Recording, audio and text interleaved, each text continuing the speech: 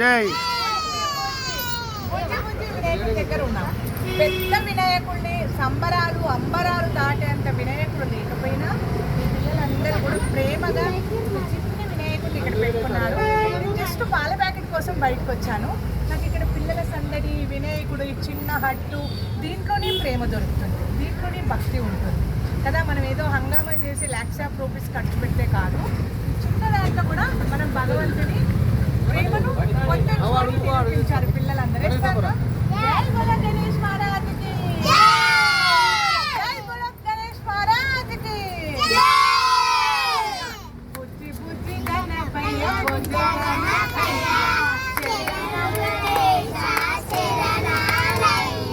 బుద్ధి బుద్ధి గణపయ్య, బుద్ధి గణపయ్య.